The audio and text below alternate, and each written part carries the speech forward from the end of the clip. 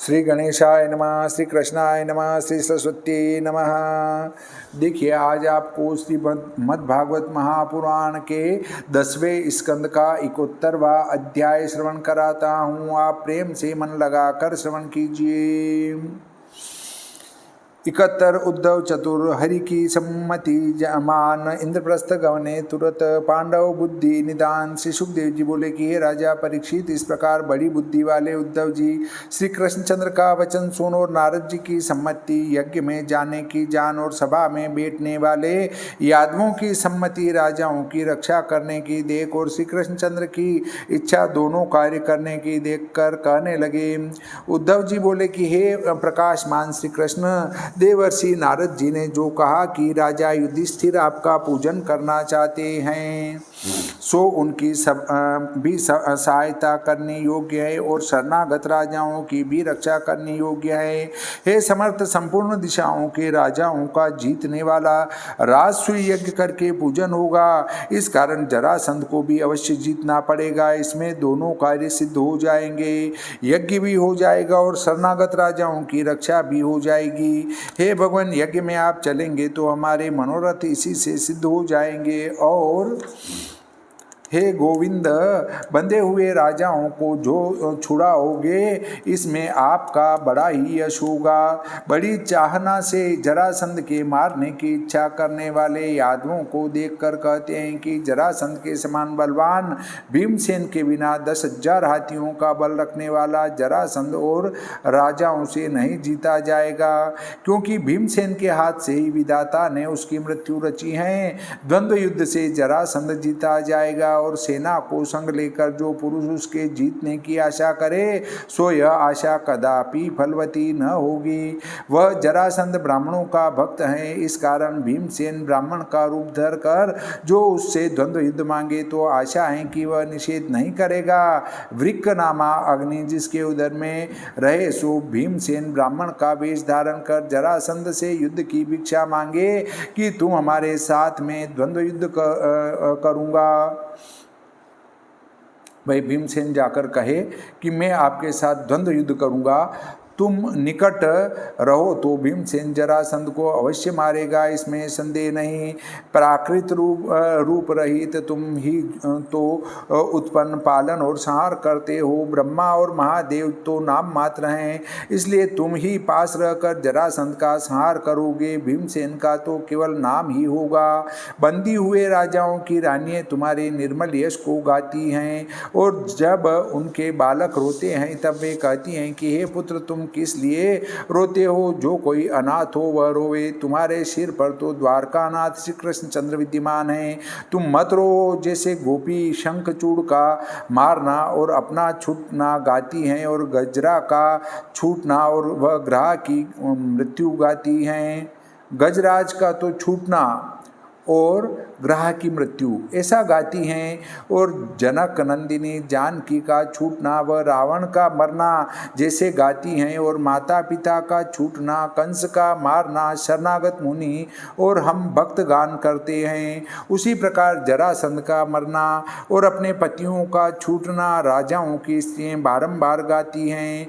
हे कृष्ण, जरासंध के मरने से बड़ा कार्य सिद्ध होगा और फिर यज्ञ हो, यह आपकी इच्छा है ही। राजा युधिष्ठिर के पास जाने से सब काम बन जाएगा। श्री सुखदेव जी बोले कि हे राजन, सब ओर से मंगल रूप बड़ी युक्ति सहित उद्धव जी का वचन सुन नारद जी बड़ाई करने लगे।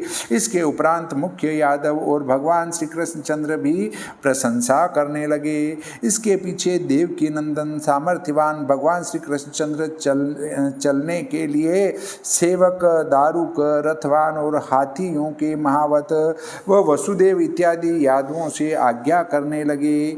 हे नृपश्रेष्ठ पुत्र, दासी, दास और सामग्रियों सहित प्रथम अपनी रानियों को भेज। बलराम और राजा उग्रसेन से आज्ञा ले श्री कृष्णचंद्र सारथी के लाए हुए गरुड़ ध्वज रथ में चढ़े।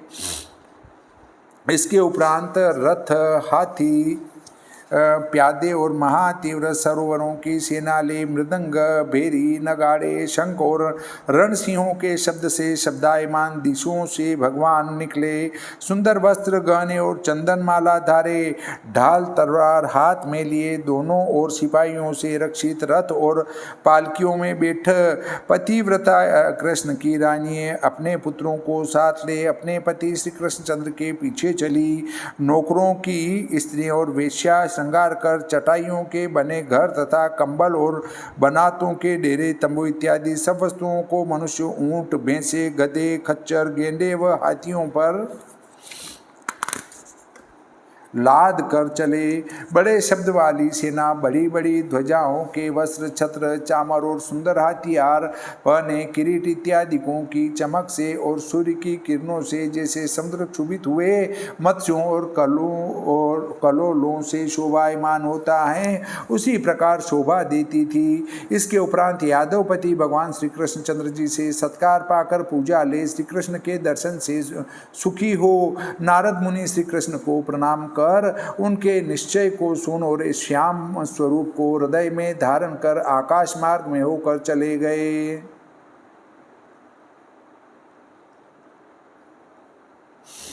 इसके पीछे भगवान श्री कृष्णचंद्र दूत को प्रसन्न करने के लिए बोले कि हे दूत, तुम सब राजाओं से जाकर कह दो कि किसी प्रकार का भय मत करो, क्योंकि मैं शीघ्र ही जरासंध को मार तुम्हारा कल्याण करूंगा।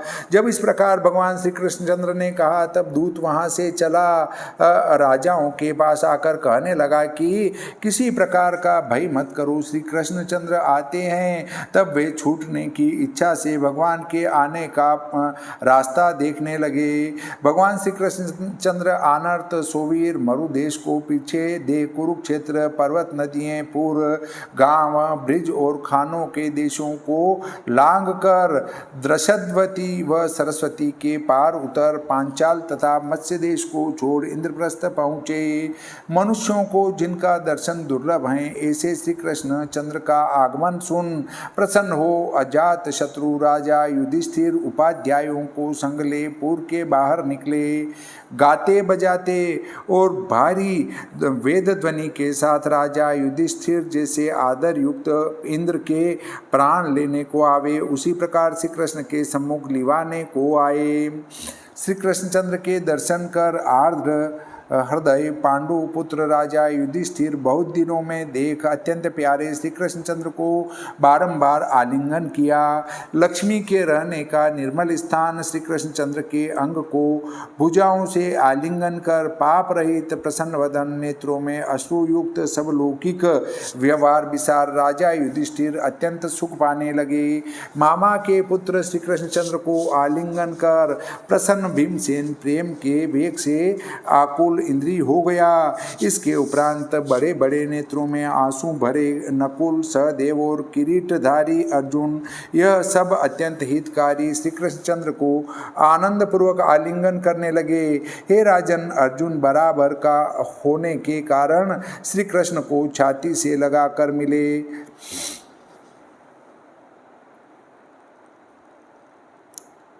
और नकुल सहदेव ने नमस्कार किया। पीछे यथा योग्य ब्राह्मण और वृद्धों को नमस्कार करके मानने योग्य कुरु देश और संजय देश के राजा और सूत मागध गंधर्व भाट बंदीजनों का सत्कार करने लगे।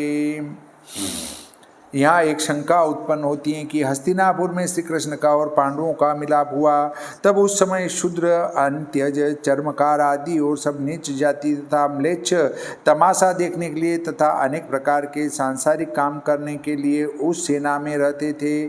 उन सबको सुनाकर ब्राह्मणों ने ब्रह्म अर्थात वेदोच्चारण क्यों किया? यहाँ एक शंका होती है। उत्तर, वेद को श्रवण ब्राह्मण क्षत्रिय वैश्य के सिवाय दूसरे को नहीं करना चाहिए, परंतु वेद का पाठ कोई भी नहीं उस समय सुनता था, क्योंकि जब श्री कृष्णचंद्र और पांडवों का मिलाप हुआ तब मनुष्यों का परस्पर ऐसा शब्द होने लगा कि उस कोलाहल में तोप का शब्द तो किसी को सुनाई ही नहीं पड़ता था। तब वेद पाठ कैसे लोगों को सुनाई दे? किसी को भी कुछ सुनाई नहीं पड़ा, इसलिए ब्राह्मणों ने वेद पाठ किया।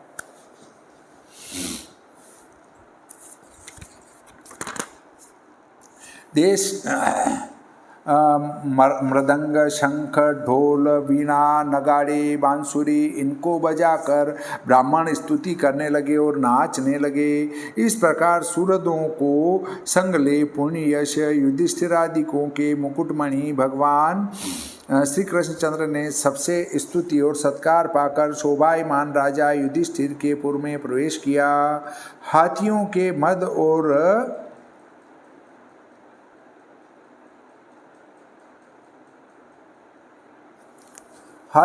मद और सुगंध युक्त जल से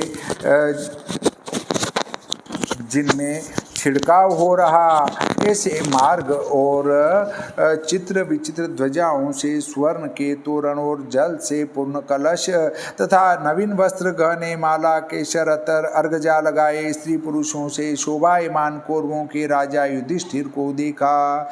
कैसा महल है कि जहाँ प्रकाशमान दीपकों की पंक्ति और महल के झरोखों में से निकली धूप की सुगंध से शोभायमान हो रहा है, और प्रकाशमान पताका तथा रूप के शिखरों के ऊपर स्वर्ण के कलश संयुक्त कौरवराज युधिष्ठिर के महल देखे। मनुष्यों के नेत्रों का सौंदर्य रूपी अमृत पीने के पात्र श्री कृष्णचंद्र को आया श्रवण कर उत्कंठा से जिनके केश और वस्त्रों के बंधन ढीले हो गए, वे स्त्रियां घरों के कार्यों को शीघ्र त्याग और शैयाओं के ऊपर पतियों को त्याग देखने के लिए राजमार्ग बाजार में आई। हाथी, घोड़े, रथ और पैदलों की भीड़ से युक्त राजमार्ग में रानी सहित श्री कृष्णचंद्र को देख कोठों के ऊपर चढ़ी स्त्रियां फूल वर्षा कर, मन से आलिंगन कर, मुस्कान पूर्वक चितवन से देखकर भले आए इस प्रकार कहने लगी।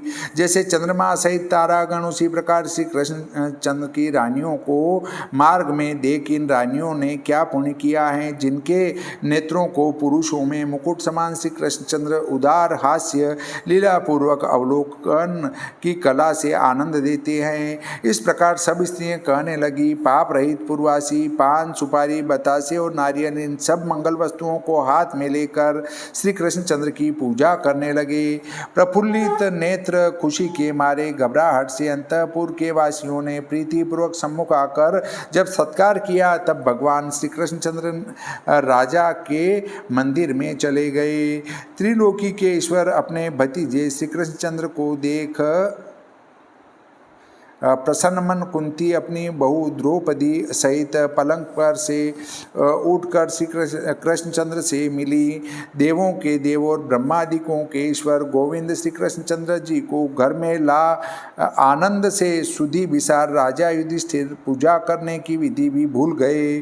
श्री सुखदेव जी बोले कि हे नपोत्तम परीक्षित, द्रौपदी और बहन सुभद्रा के प्रणाम करने पर श्री कृष्णचंद्र ने पिता वसुदेव की बहन कुंती और बड़े पुरुषों की स्त्रियों को प्रणाम किया। सास कुंती की आज्ञा पाकर द्रौपदी संपूर्ण श्री कृष्णचंद्र की रानी रुक्मिणी, सत्यभामा, भद्रा, जामवती इत्यादिकों का पूजन करने लगी तथा कालिंदी, मित्रविंदा, लक्ष्मणा और पतिव्रता नागनजिति इनकी और अन्य जो संग आई थी उनकी वस्त्रमाला, अतर, अर्घजा, चंदन इत्यादिकों से पूजा करने लगी। धर्मराज राजा युधिष्ठिर भी सेना सहित मंत्री तथा सेवक और रानियों सहित श्री कृष्णचंद्र को नित्य प्रति नए सुख में रखने लगे। जब अर्जुन सहित श्री कृष्णचंद्र खांडव वन से अग्नि को तृप्त करके मय नामादित्य को बचाया था, तब उसने राजा युधिष्ठिर को दिव्य सभा बनाकर अर्पण की थी।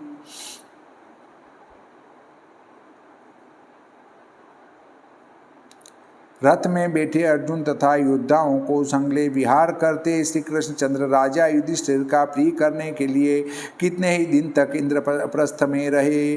श्रीमद्भागवते महापुराणे दशम स्कंदे उत्तरार्धे भाषा टीकायाम 170तमो अध्याय। श्री कृष्णचंद्र भगवान की जय, श्री गणपति जी महाराज की जय, सरस्वती मैया की जय, श्री रामचंद्र भगवान की जय, बजरंगबली की जय।